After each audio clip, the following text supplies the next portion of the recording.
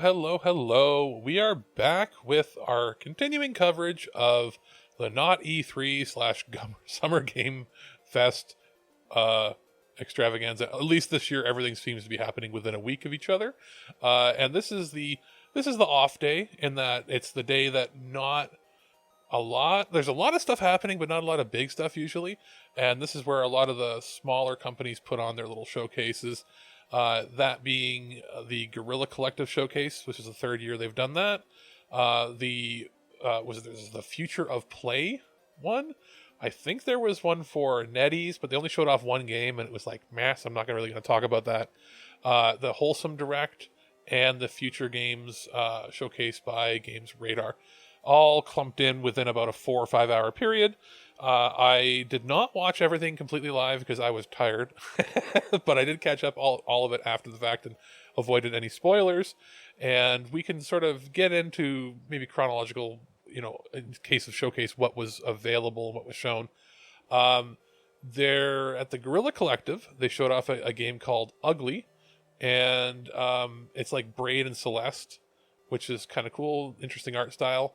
I'm trying to think of other things that were new there that I made notes of. There was a Fire Emblem style game called Symphony of War. It's on PC, which is pretty cool. It's out today, actually, or out already. Interesting enough, there was an Arkanoid game. Arkanoid is the paddle brick breaking game from the arcades from back in the day on Atari and stuff. It is now available with a new version called Eternal Battle, and it's a battle royale top 25 player thing, plus a modern mode. Think what was it? The Space Invaders DX, Space Invaders Remastered, Reloaded, all those sorts of games. It looks kind of neat, actually, for a very simplistic game returning. I'd like to see an arcade version of this show up at the little barcades around here. But that's still, I didn't see any pricing on that, but it's coming to PC, Xbox, PlayStation, and Switch. The Battle Royale mode being similar to, I guess, the Nintendo online game modes, where it's you see where you're currently ranked and everything. It's kind of neat. We'll skip some of the other things here that I didn't think were as big. There's a survival horror game called, Signalis. And it's coming in October. It looks interesting. I'm not a big survival horror fan, but I figured some people might want to at least maybe look up a video on that and see what you think. There was Monster Outbreak. It's a little bit it's a pixel art game. It's not a tower defense, but different waves coming in. You've got to build up your defenses to fight off things. Coming to PC. Looks neat, but I figure it's probably going to do better once it eventually goes to Switch or some other platform. There was... What else was there at the show? A lot of retro RPG inspired stuff. There's a demo that was announced for Alterium Shift. It looks like Square Enix's 2D HD. I was worried it was going to be another Kemco game, but it's not. It looks like fully original, not using one of their game maker engine type of things. There's a demo announcement coming in Q3 of this year. That might be one to keep an eye out for if you like the 2D HD stuff, Octopath. Then there was... What else was there at this show? Because some of these, the reason I'm not talking about them is that they were already revealed at other things, or there's a slightly different trailer variation, or slightly more in-depth talking about individual titles. I'm trying to keep it to mostly the new announcements. If there's something major, I'll discuss it when it comes to a gameplay reveal for something we didn't have a gameplay reveal for previously. But for instance, WrestleQuest was shown off. I've had my eye on this. That's the pro wrestling JRPG that's almost looks like Eastward or Earthbound in style.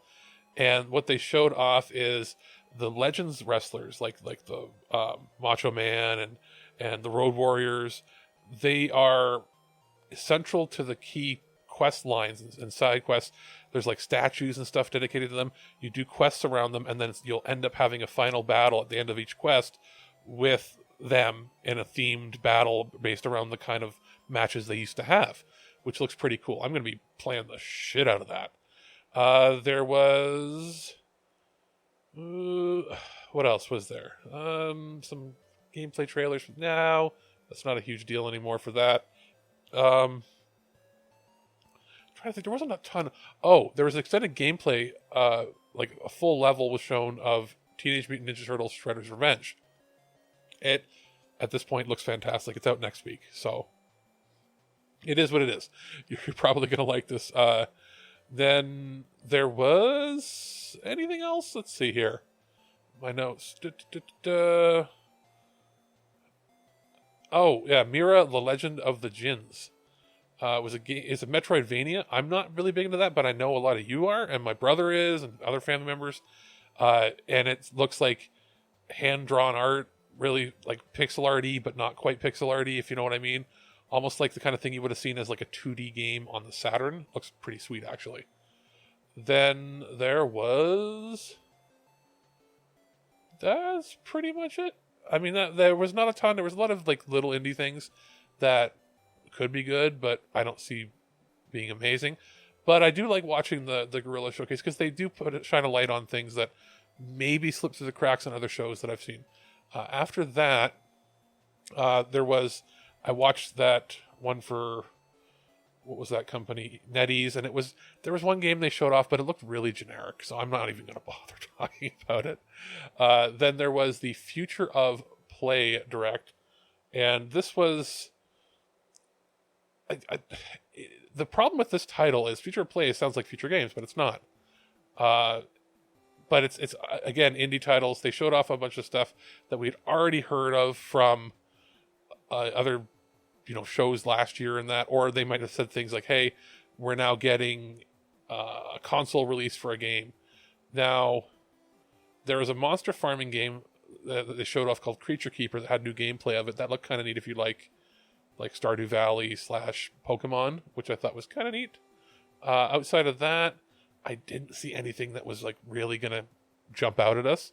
So, again, kind of a dud. But then we had the two showcases that were the more major ones here, and that was the Future Games Show powered by Mana. Mana being, I think, a prepaid credit card in the States. Whatever. They showed off a thing called Outpost. It says it's working title though, so maybe it's not going to be called that later on. It's a co-op first-person shooter with base building. That's an out for me with the base building part, but I know some other people might like it, so I figured I'd mention it here. They did show extended gameplay, and no, I don't want to contradict myself what I just said previously, of Nightingale, which is the ex-BioWare game. They showed off a little more. It is kind of what I figured. The cards that are included are just to help randomly generate the procedurally generated levels. What's interesting here is usually these kind of games don't have story or lore, but this has a lot of it. So I think that while the world or while the different veils and stuff that you go into have randomized elements, I feel like each creature and there is going to be a somewhat decent story to play through, at least for a single player mode, for some of the stuff. But the game is going to be played heavily as a streaming game where people can collaborate and play together, and I'm interested in it because you've got my attention with Aaron Flynn being the main creative force behind this. Tray Racers was shown, which is literally people racing down like a post-apocalyptic world and a cartoony world on like trays. Yay. There was Turbo Golf Racing, which I thought was initially just an expansion for like Rocket League. But it's basically Rocket League, but golf and racing, which is kind of neat. They showed off more of that American Arcadia. I'm not interested. Some people will be very interested in that, but that was not for me. Then they had a big segment where games from Ukraine, and it was a presentation where they had actual developers that are still living in Ukraine and reporting on it, mostly from their phones, like in their lobbies. Like some of them are still working, on their laptops or remotely on their phones, and it just showed off some of the stuff that they're making while still having to deal with the crazy war going on over there right now. Those games were Puzzles for Clef, Zero Losses, This Rain Will Never End, Farlanders, and Through the Nightmares. Each one of them looked interesting. For indie titles, they look pretty cool. Now, I would say seek out more. Some of these are going to be a little farther away, but you might want to look it up. And if you just want to see, there's going to be like video compilations. You can just look up, Future Games Show games for Ukraine, and then they'll have a video of that you can see. There was one called Lost in Play that was shown, and it looks like Gravity Falls. It's like a point and click platformer. It's kind of weird, but it's coming to PC and Switch in August. It looks and feels like the comedy and styles of Gravity Falls, which is neat. Then there was... they showed off something called Enemy of the State, which was a world premiere. Nobody had heard of it before. And it debuted a cinematic trailer with clips of gameplay. And it looks like mob tactics. And wasn't a whole lot shown, except that it was coming only to current gen. So no PS4, no Xbox, and it's mid-2024. So they're targeting that probably because there'd be no point in doing previous gen anymore at that point.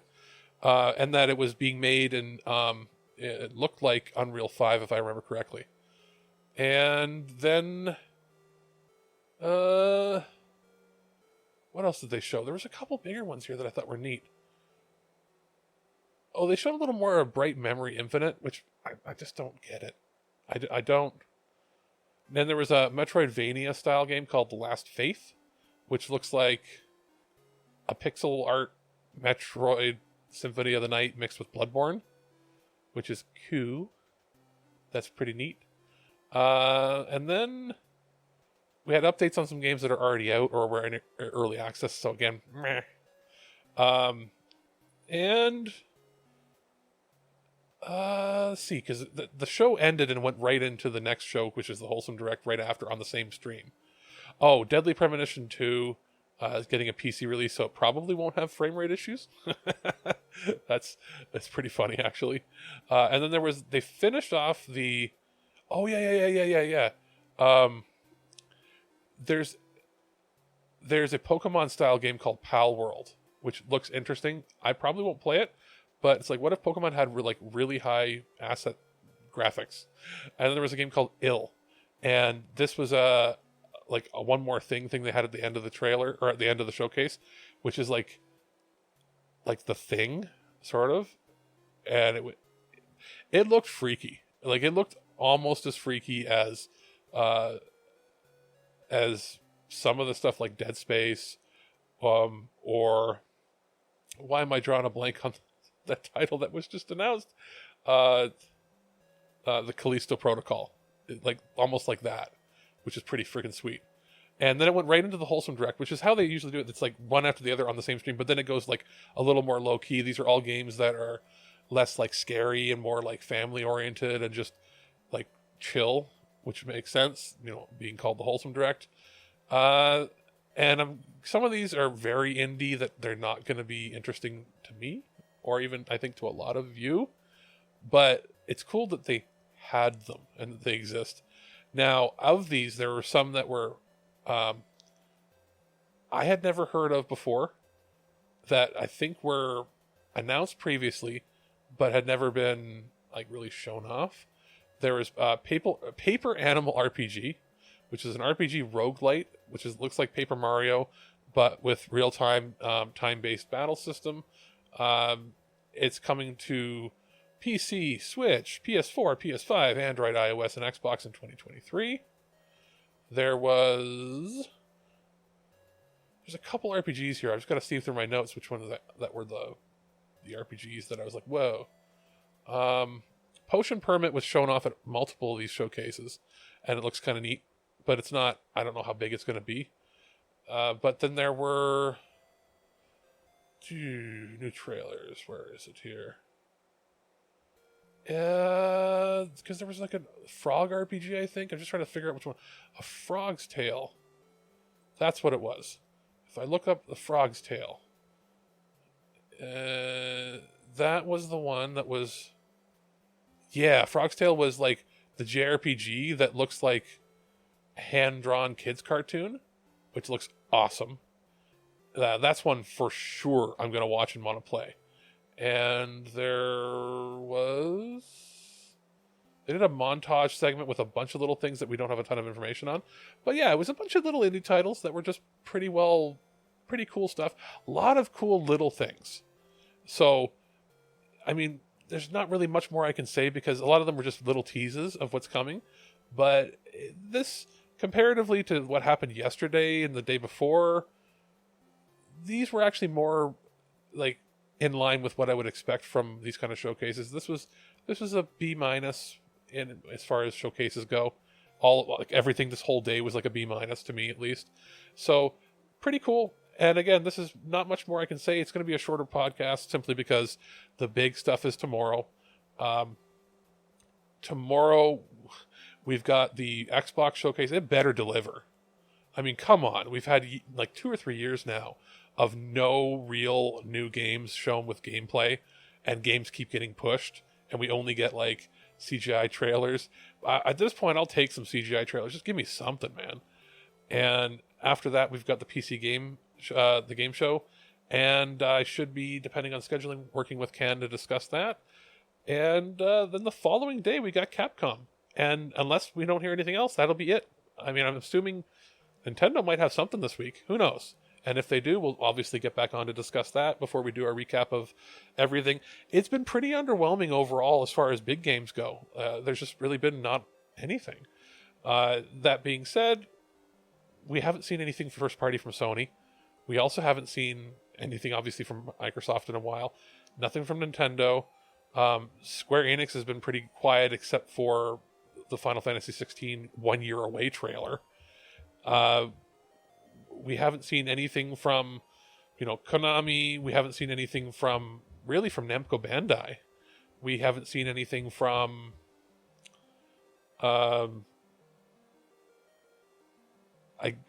EA has had the one game.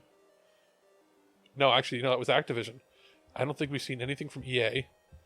Ubisoft is silent. The strange one is Ubisoft, and they just announced and posted like box art that in a couple of weeks there's a Rabbids multiplayer game coming out, like a party game, and it turns out that's just a mobile game from China that they've had for years that now is getting a Western release, not on mobile.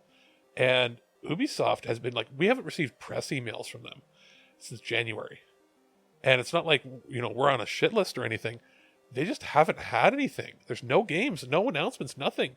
Like, they have 0 games outside of the Rabbids, the Kingdom Battle sequel, which is probably coming for Christmas time or something. We'll find out if they can make it. But like, they're going to have almost an entire year of no AAA, not even just AAA, of no games at all for like at least 6 months. That's unheard of. They're usually a studio that has 1 to 2 games. Like, they'll have like 6 to 10 games a year, and they've had nothing at all. So weird. And even then, there's a trailer or some montages from like the THQ Nordic stuff. I think that's coming later this summer. And outside of that, we haven't really seen a lot of the other bigger Japanese studios. And I don't know. That's pretty much it, man. So I'll be back tomorrow with Ken, or tomorrow or the next day with Ken, to discuss whatever Xbox throws at us. Hopefully, fingers crossed, that we get some good stuff out of this. Because otherwise, this is pretty underwhelming, this entire... Like, this might be, even though it's not E3, this might be the worst, in quotes, E3 ever. Considering that we had plenty, even during the pandemic, of exciting games and stuff to look at in 2020 and 2021. And it feels like they're just either getting pushed, canceled, or they don't have anything now. Which I know working from home is strange and different, but like nothing. It's like nobody planned in the last 2 years to like mitigate things by making some smaller games. These bigger studios should have been investing in smaller, less ambitious titles to release. Like, I mean, at this point, I would take some remakes. Like, I would take some remasters and remakes just to fill in the void for the next year. Like, hey, we know that we're getting a Splinter Cell eventually. Why don't we just take that Splinter Cell trilogy that was on the PS3 and, you know, find a way to remaster that for Ubisoft and throw that on PS5, you know, with ray trace lighting or something like that thrown into the light maps or whatever. Or you'd go ahead and try to think one of the other studios, just give us some cooler remastered stuff of things that we can't play previously, or games that, for instance, like I keep bringing it up, Dragon Age 1, Dragon Age Origins looks dated now, and it's the control scheme. If you play it on PC, it only works with keyboard and mouse. You can't use the controller scheme that was on the PS3 or 360. Well, if they could just port over the controller scheme and then maybe up the asset graphics a little bit, be fantastic. And Dragon Age 2, it was made for consoles, even though it came out on PC, and apparently the controls were just kind of bad on PC because they didn't support controllers, gamepads, even though it was made for gamepads, like intended with its action design. Well, why don't they just instead of like letting you play back compat version, why don't they release a remastered version of that too? And then Dragon Age Inquisition, same thing, polish that shit up, and then we have that to wait for, you know, until the next 2 to 3 years or whatever it's going to take till we get Dragon Age Dreadwolf, or hell, at this point, I would take Mass Effect Andromeda with a proper remaster treatment where they go in, spend a little money, make those facial animations look good, and then add a little piece of DLC to the end that might connect to the story, what's going to happen in the next Mass Effect. Do something like that, you know, EA. Give us something to work with, because there's nothing right now. There's not a lot of, like, there's a lot of indie titles. There's not a lot of major good big titles coming out. So that's just sort of my thoughts on everything so far. And again, we'll see what happens at the PC Game Show, and we'll see what happens with Microsoft's Xbox and Bethesda showcase. I'm hoping they have at least 3 games that are coming out this year, like 3 AAA games. And if not, if they only have one, they're in a bit of trouble. If they have none, they're in real trouble. And it doesn't matter how many subscriptions they get, they will get consumer apathy, and just people will not want their consoles. Even though there's Series S's in every store still, you can actually pick them up, and some Series X's are popping up. People want games to play on them. They want new games. They don't want...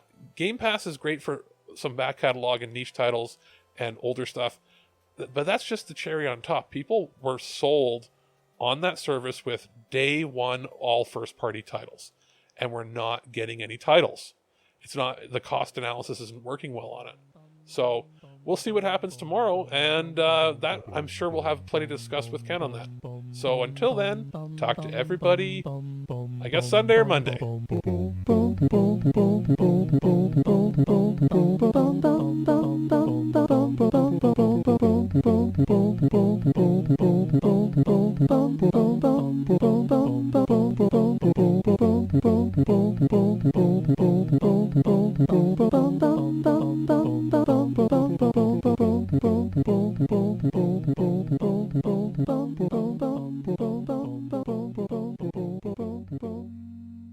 At no point in your rambling, incoherent response were you even close to anything that could be considered a rational thought.